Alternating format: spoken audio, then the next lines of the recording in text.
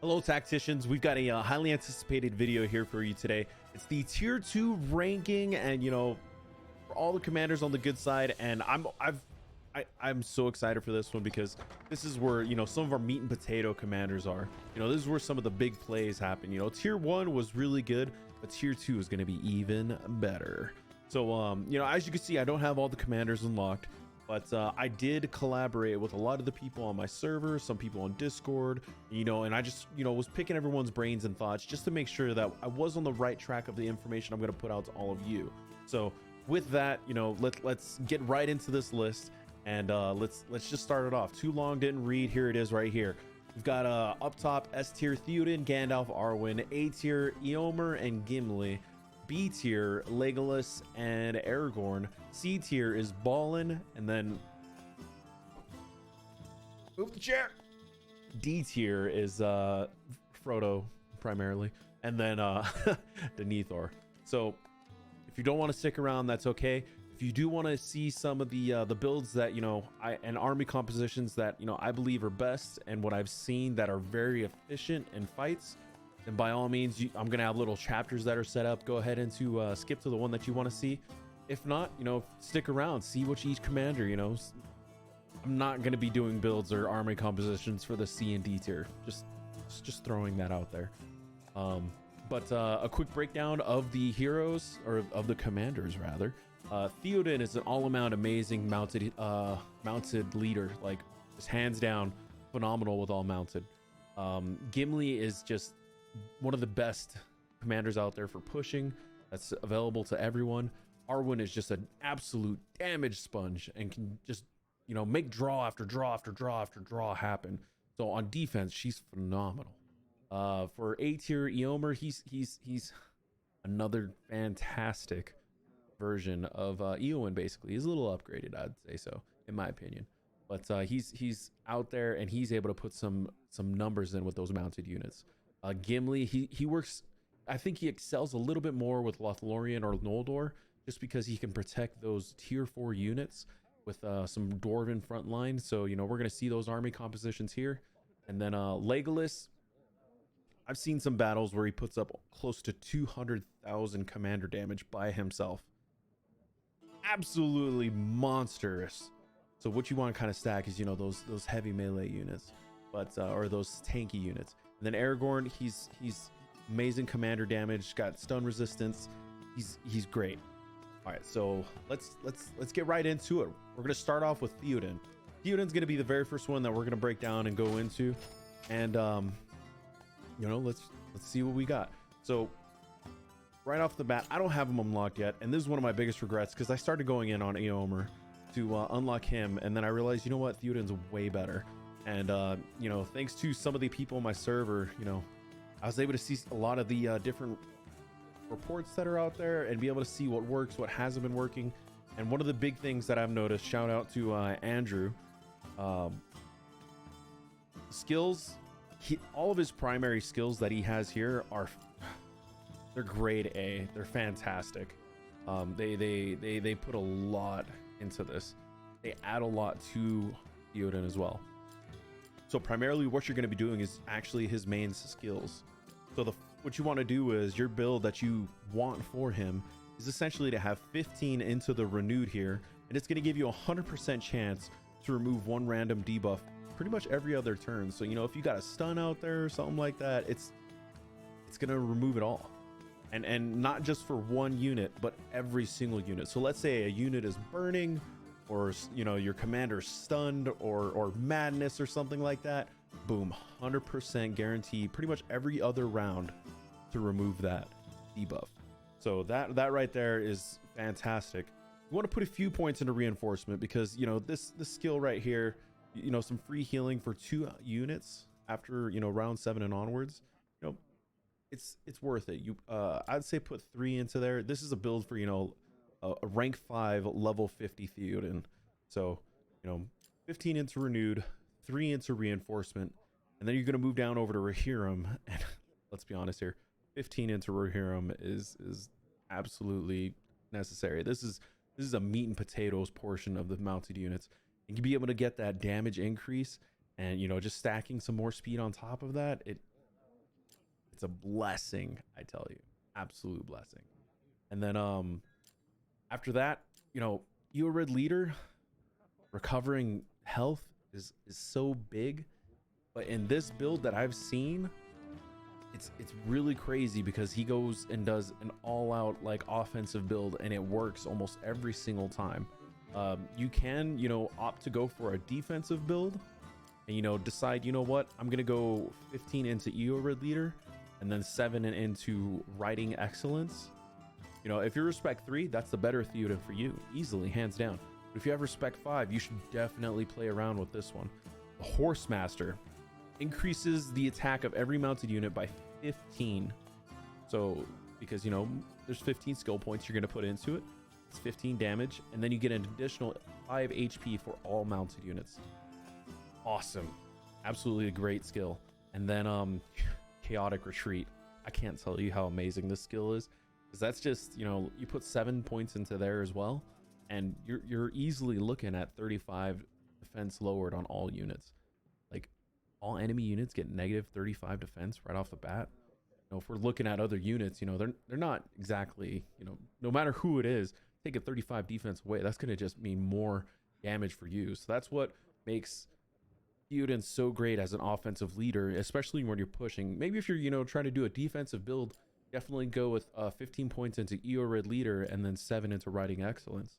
But if you want to do that offensive build, which is so much fun, definitely go into Horsemaster. So that's pretty much all for his skills. For army composition for him, it's really straightforward, extremely straightforward. We're going to do pretty much any and all mounted units. You know, whether you're going to do, let me go pull this up here. Just enter in right here, go to army. Do outfit, no, I don't want this. I want the barracks. All right, so you can go bow knights, cataphracts, cavalier, ram riders, because they all count as mounted units. And honestly, I see a lot of people, what they do is they stack up some bow knights in there, and then they get some cataphracts and cavaliers. If you're running if you're running either Rohan or Gondor, and go cataphracts, or go with your T4 unit, and then, you know, with the opposite of it. So if you're Gondor, you know, get your T4 Swan Knights. If you're Rohan, get your marshals, and then get the cataphracts and bow knights with it. So that gives you that nice mounted unit. And the march speeds are always great. For tile play, that makes it so much more fun. And again, that offensive build is a lot of fun. But if you want to be able to last, you know, you're far away from your main hall, maybe you think about going a defensive build. You know, it's totally up to you on how you want to play it. But I think those two are the best ways for it. And just go mounted units all day with them. Simple, easy, straightforward. Next, after that, we're going to go into Gandalf the Grey. I already have an in-depth video, and I'm going to be working on some more in-depth videos for each of the commanders. So, you know, there might be more that are released by the time that this video comes. Well, by the time you see this video, which is, you know, great, because more resources to the entire community means that we all grow and get better as a whole. And that's always my objective with this channel, is to help everyone. But Gandalf the Grey, real quick, so I'm gonna go into him because, you know, I do have some videos that are up. I don't know why I went this way, but it'll work either way. This is the best optimal build that I have found. There's some people that argue White Council over Free Peoples. I've actually done the math on it, and since, you know, White Council only goes for the first 3, and I did it for actually the first 4, since a max level effect gives you the first 4 rounds. Ultimately, in the end, it's not really worth it unless there's a hidden stat that I'm missing from the modified by focus stat, which there is, and it comes out to be like 30-something% damage. But I went through, did all the math. If you do want to see that math, let me know, because I have a copy pasta somewhere, and I could just send it over to you so that way you could see. But White Council, this kind of confirmed my theory of White Council not being a great skill, and it makes me sad because everything else in his entire kit has been fantastic, and it makes me sad that White Council is in Gandalf the White's, you know, kit. It's a mess skill. It's kind of like a just here, take it. You know, it is what it is, especially when he already has like fleeting movement. He's got the guaranteed you know, avoidance of the first instance of damage. So let's go right into the skills since we're already talking about it. So we're gonna go 15 points into the gray, and pretty much every time after he does damage, he has a 50% chance of recovering 100% HP for one allied unit, and that's big. And that's why whenever you have him, you want to make sure you equip, you know, a cutlass or a Mirkwood bow with pierce on it, so that way, you know, after the commander attacks against enemy target, deal X damage. You know, it doesn't matter what type of damage it is, you just want to take that damage. You know, if you have a ranged heavy army, I would recommend going the Mirkwood bow. If you're going to melee heavy army, I'd recommend a cutlass, you know, something like that. And if you don't have either, there's actually some Uruk-hai pikes like this one right here that has pierce. There's some crossbows out there as well. Venom is the poison damage after commander attacks. That's another one to help you increase your that chance of a heal. But moving forward and going back to the skills, you want to put 15 into the gray. You want to make sure you have that other item with it, and you want to put 7 into fleeting movements. It's going to be a 75% chance of avoiding the next instance of damage for 2 allied units, and that happens every 3 rounds basically. So, you know, 75% chance is a pretty big one for you to get a whole entire avoid. You know, if the enemy doesn't have pursuit, they're just doing no damage that entire round, so that could be big for you. You know, if you're going to go up against a huge Mummikill stack or Mummic stack, yo, easy dodge. You know what I'm saying? You want to put 1 point in a blind side, so that way you get that nice little stun there. And then you're going to put 15 into Mithrandir. Max level effect, guaranteed avoid first instance of damage in battle for all units. And then for the first 4 rounds against all enemies, they deal negative 11% damage. So, you know, they're dealing less damage right off the bat right there as well. 7 points into Convener. It gives you your all your units initiative for the first 2 rounds and a 75% chance to attack twice in each round. And that's pretty big for the first rounds, because, you know, you have those tier 4 March Wardens like I do in Lorien. You know, let's say, you know, they just rain terror on your enemy, and then all of a sudden they get a double attack. That's just less damage you're going to be taking in the future of the battle. So that's, you know, great offense is great defense. The first 2 rounds, they're doing that additional damage. That's where, you know, his damage output comes from, in my opinion. And I put 7 into Free Peoples because 14% damage received, that's big. On top of the 11% less damage that they're doing, like, oh, Gandalf, talk to me. And then you want to put a minimum of 2 points into Wizard, and then 1 point into Surge. Reason why you want to do 2 is because on round 1 you're going to stun 2 units, and you're going to lower their defense. And then for Surge, you know, you get that additional 2 times attacks on, you know, round 3, 6, and every 3 rounds basically. And so that means on your 3rd round, you're going to have these 2 attacks. You're going to have his normal attack, which is, you know, that plus the weapon. So that's 4 normal attacks. And then on top of that, you're also going to get blindside working into there. So that's 5 opportunities that you have for the gray to proc. And if it does proc, that's 100% HP for one of your allied units. The healing right there is great for you. And then I put my last points into Wizard to get that additional negative defense for the first few rounds. Because like I said, round 1 right off the bat, Wizard, he gets that negative defense, and then paired with Convener, so that way they get that, you know, potential double attack, and they get initiative with it. Hey, that's some offensive power for you right there. Gandalf is probably one of the best, in my opinion, one of the best pushers and just fighters out there in general. He's overall a extremely well-rounded commander, and he's been doing a lot of work out there. And I've seen time after time a lot of different pushes and fights. They all come down to him just fighting away and draw after draw with Gandalf's. And not to mention, you know, I have no problem pushing a Gandalf into a 9 stack of units anywhere, because I know he's going to be able to draw, he's going to be able to put out and really put up some numbers against all of those armies. You know, he's got that sustain, he's got that damage. He's fantastic commander. For his army compositions, he's he's not limited to anything. He works out great as long as you know you're using one of the min elves, dwarves, not really using hobbits, but you know, if you're using it, you know, it's great. But for the rest of us normal folk out there, min elves and dwarves, as long as you're using any combination of those units, you're gonna do fantastic. I know, you know, there's gonna be a potential of people leading orcs and everything with Gandalf. Hey, you know, you do you. Maybe I would definitely switch the free peoples over to something else, like, you know, maybe give White Council a try. But for his composition, I highly recommend, you know, elves, dwarves, min. It all depends on which faction you're fighting. So if you're fighting like, you know, Gondor, you know, they've got some large units and everything like that. They've got those Dunedanes that are going to come and try to, you know, attack your ranged.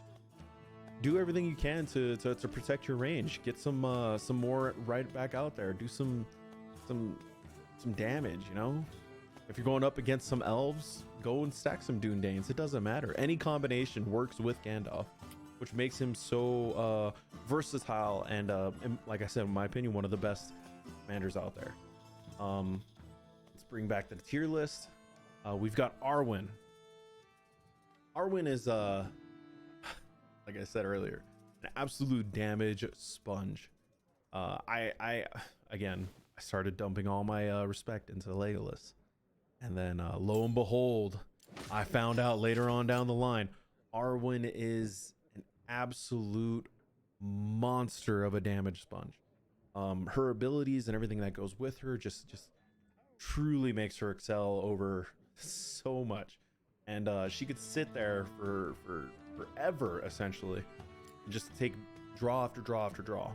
You know, unless you're fighting a commander that stops heals completely or you know, hinders them, she's staying out there. And the one of the best builds that I've seen that works around for everyone does kind of require her to be respect 5 over here, because you know the skill of the Queen of the Reunited Kingdom, it's really big, really big. Damage received is negative, well, what, 15 times 6 off the top of my head. Numbers are hard, so bear with me here. 15. No, that's not right. Yeah, 6 times 50. I don't know off the top of my head. I just know you're gonna put 15 points. Oh, look, we got one right there. There you go. You're gonna put 15 points into Queen of the Reunited Kingdom, and you're gonna put 15 points into there, and the max, it's gonna decrease the amount of how fast it degrades, and she's reducing damage for the first, you know, X amount of times that receives damage, essentially. And after you put the 15 into there, you want to put 4 into Parting Gift down here. This is like, you know, your last minute huzzah, get some last heals in before the draw happens. Try to top off the best way you can. And then you want to put 15 into bear with me here, Undomiel. You want to put 15 into there because this is the bread and butter. This is where it's at. A 35% chance of recovering 3.2% HP when physical damage is sustained.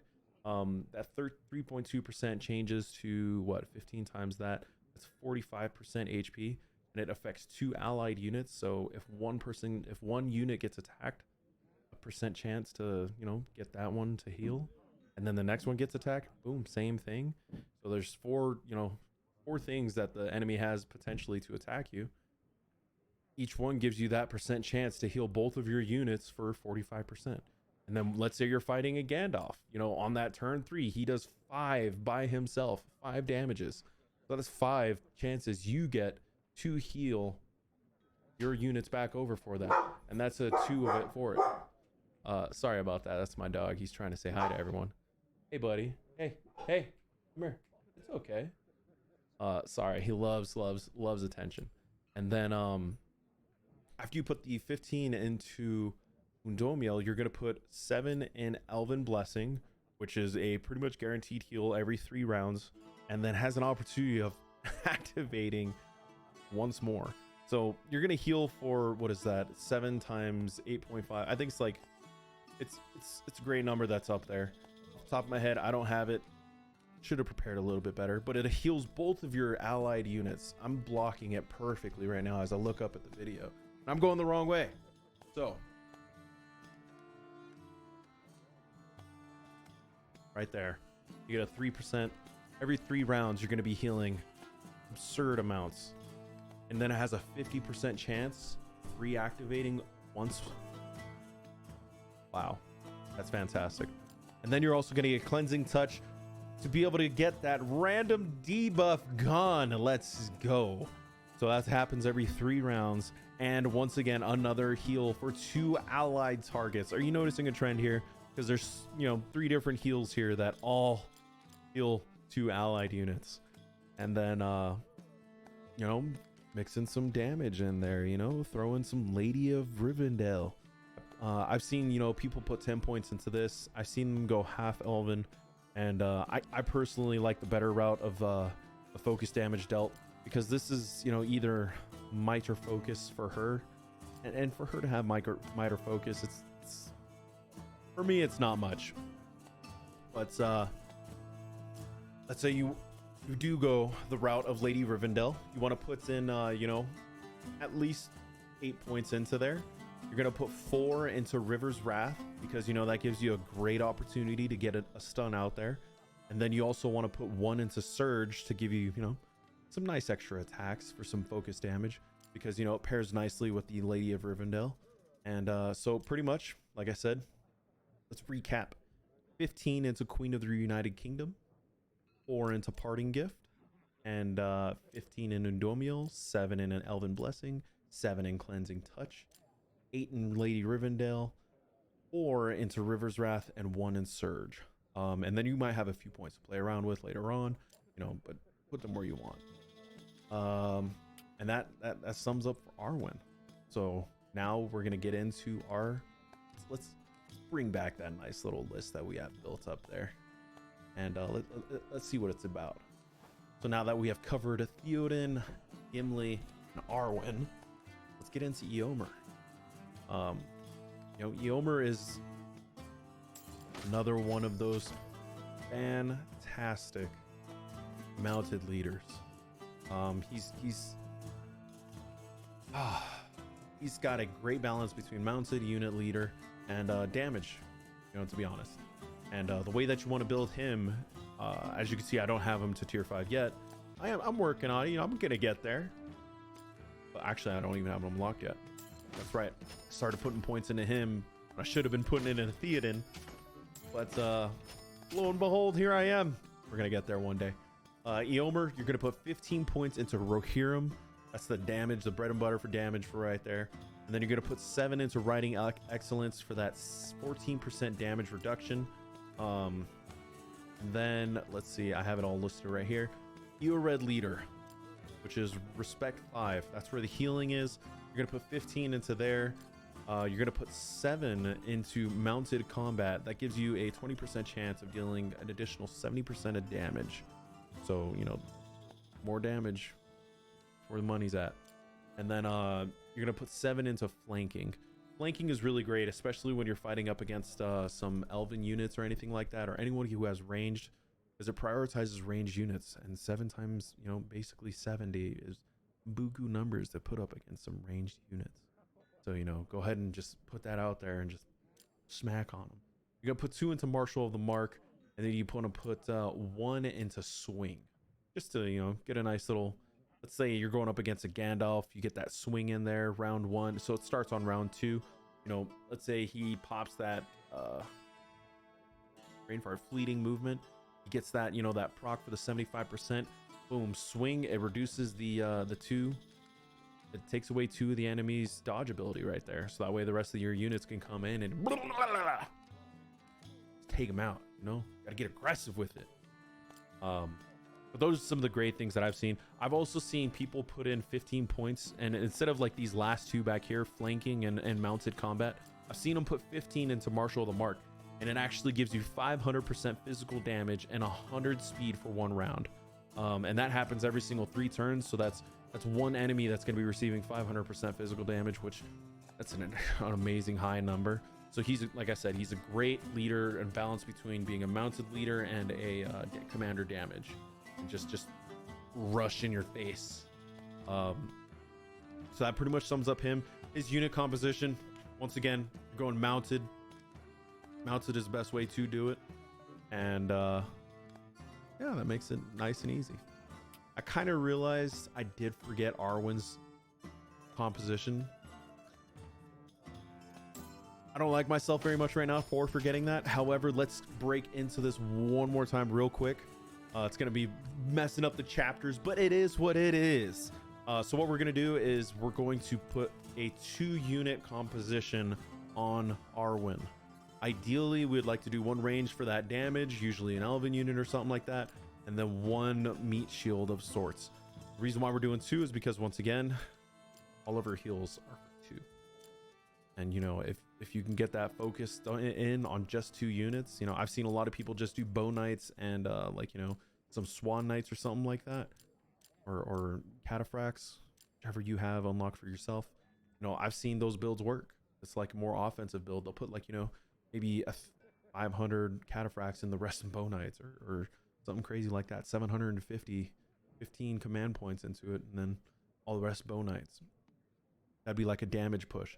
If you're trying to do a defensive push or a defensive hold, you know, just stack melee units that have high health and high defense. So that covers it for Arwen's army composition. Now that I messed that up, let's see who we got next. Let's pull that tier list right over on back. We've got Gimli. Gimli is an awesome commander because at respects 1 or 0 even, he has the potential to really do some great things for you. He has a lock bearer out there, which is a pretty cool spell. It has the chance of recovering units when sustaining damage, and it's just another added bonus for you. 2 allied units, 30% chance of recovering, you know, X amount of health, about 45%, when receiving when damage is sustained. So every time you receive damage, you have that X chance, 30%, to heal 2 units by 45%. And then the HP recovery is modified by focus stat when you max it out, which that is in fact what you're going to be maxing out. You want to put 15 into lock bearer.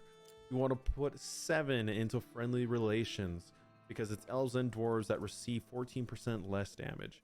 And then after that, you're going to put 7 points into protect elves. This is a defensive build for pretty much someone who's going to be trying to run you know, the ranged targeters, and this is a counter for it. Great counter. Gimli, basically, you know, you put some guardians on there with some tier 4 Lorien ranged, or some Noldor ranged, or even just your tier 3 regular ranged units, elven units. And they get that increase, that massive increase in defense, and then they take all damage for those range. There's a little bit of damage that leaks through, but for the most part, they take them all. Then you get the 14% reduction for both of them, and then they also get that chance to heal, which is what makes Gimli, you know, really be able to hold in on there. And then you're going to want to put 15 points into Lord of the Glittering Caves, because they're going to receive additional damage, all the melee. So let's say they do have those ranged targeters who are coming after your people constantly, time and time again. You want to put this 15 points into this, because it's going to give you what, 25%? No, not 25, 20% damage, more damage against all of their melee. So if you're going up against melee army, this is even better. And then on top of that, army damage from melee units is reduced by 5%. So all damage you receive is reduced by 5%.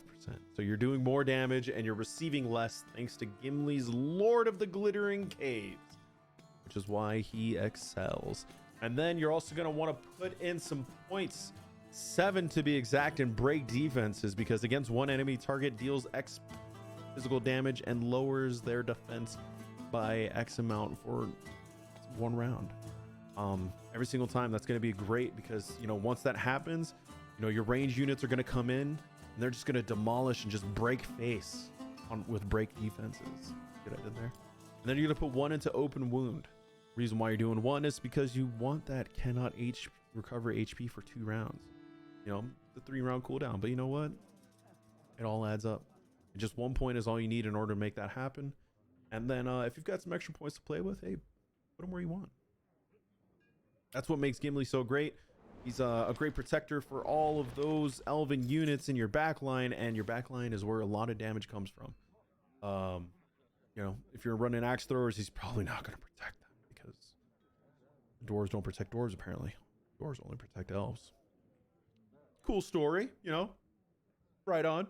But anyways, army composition that you have for Gimli is that you want to run a some ram riders or guardians in the front line for your meat shields, and then you want to get some elves, you know, preferably if you're Lorien, you want to get tier 4 elves, or you want to just stack as many elves as you can in the back line to just dish out all of that damage and just throw it out there, because your guardian and your front lines are going to be taking a lot of heat very fast. So you want to be able to, you know, make sure you're dishing it right back out the best that you can. So he's best with Lothlorien or Noldor because of those tier 4 units, but he still works great even with tier 3. And then we got 2 left. Let's bring that commander list right on back. We've got Legolas and we've got Aragorn left. So first we're going to go right into Legolas. Listen, like I said earlier in the very beginning, this man can put out 200k damage. Like, Lord have mercy. A lot of damage to be putting out there, and I don't know why he's flexing so hard, but I would kind of say that this makes him a glass cannon. While he does do a lot of damage as a commander, 200k, and you know the army can put up, you know, 100 plus or so, so you're doing 300k damage, you will be receiving some losses with this build. You know, I've seen it more effective with him doing that type of build for that insane amount of damage versus, you know, building more of a leader type build. So leader damage, commander damage, he excels way better at compared to being a leader and trying to, you know, make the army better as a whole. At least that's what I've experienced and seen in my experiences. If you know you've seen something different, please let me know. I'd love to see it. I'd love to try more and more builds. But anyways, going back to it, 15 points into Greenleaf, so that way you can do tons and tons and tons and tons of damage. Not to mention, on when you have maxed out, the target does 50% less damage, so that's happening every 3 turns. Let's go. And then you're gonna put in 7 into attack vitals, because this just puts out some bonkers numbers, and then it has an additional chance, 50% chance to deal an additional damage again. 180, 200,000 commander damage. Bonkers. Mirkwood ambush, 7 points into there. Round 1, against one enemy target, 50% damage or poison damage once, and it just keeps going. Round 2, it recovers every 2 rounds. So you're just doing more and more damage out there. You're gonna put 15 into Elven Prince. 15. Normal attacks have a 50% chance of dealing an additional 20% physical damage, and you know it obviously increases to 300% physical damage. Oh, so much damage out there. Dual blows is next. The commander has a 70% chance to attack twice each round, which normal attacks, if he's doing it twice, that means he's got 2 chances to do 300% physical damage. Wow. Telling you, those numbers, they don't play around. Dwarf friend, as you can see, I don't have him respect 5 just yet, but you want to put 2 into there and 1 into protect elves, because, well, meat shields are meat shields. You know, if you want to try to build that build, then do it. Now we're going to go into army composition. Want to do a dwarven meat shield, just kind of like with Gimli, since he's got that ability, and some or tanky unit of sorts. And then, you know, you want to put a some heavy backline that's going to be able to dish out some damage. That's what makes him, like, you know, that huge just damage out the wazoo coming straight at you. And you know, he'll be able to break a lot of armies. So that's what makes him excel, and put him with right there. And if you just want to rely on him doing commander damage, then just put some melee units out there and just rely on him to just destroy everyone, destroy their faces. This holy mackerel. Last but certainly not least, we have Aragorn. And again, I'm not covering C and D. So we've got Aragorn. He's going to do his builds here, and this is the what I've seen works out extremely well. It's kind of a weird build, but it works. You know, there's only like one real ability like Anduriel here that is maxed out. So you're gonna put 15 points into Anduriel, and that's gonna give you against 2 enemy targets, you're gonna be doing 300% physical damage every 3 turns. Wow, a lot of damage right there. And from there, you're gonna put 7 points into Cold a Week. And once you have 7 points into Cold a Week, you're gonna put, let's see here, you're gonna put 7 more points into Weapons Expertise, which, you know, gives you a 50% chance of gaining, I think it's 50% damage. So, you know, on top of added to that and everything, yo, what? Another 50% damage added on? Let's go. You're gonna put 8 points into Strider. You know, it gives you some bonus for your equipment. You know, for the stats, the base stats get increased. But what you really want out of this is Raid. Raid is a fantastic skill that happens every 3 rounds. Once again, against one enemy target, and it starts on round 1. Against one enemy target deals. You're gonna have 4 points in there, so 4 times that, 120% physical damage, and has a 50% chance of dealing an additional 120% damage. Again, fantastic damage output. And what makes him even better is you're gonna put 8 more points into Hidden Air, and you know, he's gonna get initiative during combat. He's gonna have some additional skill damage to increase, you know, for example, Endurial. And then you're gonna put 4 into Nobility to give your men that increased damage, and 1 into Sun and Moon Splendor. Reason for that is men gain stun immunity. Wow, big.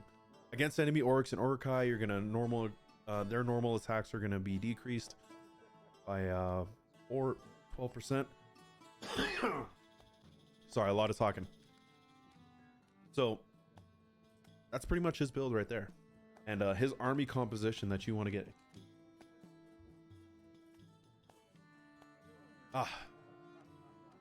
In my throat, super scratchy. So that's what's going to make him really be able to output some damage, and then even more with the nobility for 12% increase for the damage of men. You got some more points for higher respect, then you can put out even more damage. His army composition that you're going to want is pretty much any units of men. You know, you can do any variation of however you want to do it.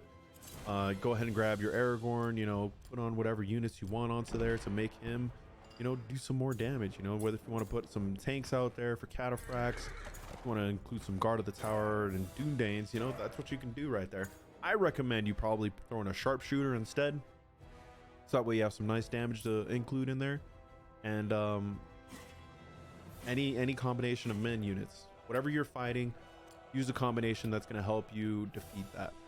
And that concludes my entire list that I have here built for you guys.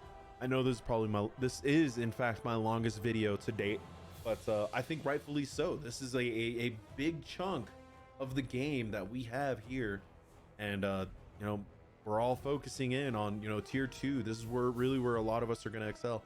Tier 3, I don't even know if I'm going to be able to do a tier list for that. I could post what I've seen, and you know, there's you know, a handful of people that I can go out and ask for their opinions, but ultimately, you know, it's going to be a lot harder to gauge, because, you know, there aren't tons of people out there that have respect 5 for, you know, all the tier 3 commanders. I have tier 3 commanders myself, but none of them are, you know, even respect 3. So I don't even know their full potential of what they can do, to be honest. So, you know, here we have the list. Thank you so much for tuning in. I appreciate all of you tacticians. I really hope you guys are all getting better. You're all fighting better, and I hope we're getting better as a community. So thank you all so much. I appreciate all of you being here, and you have a good one.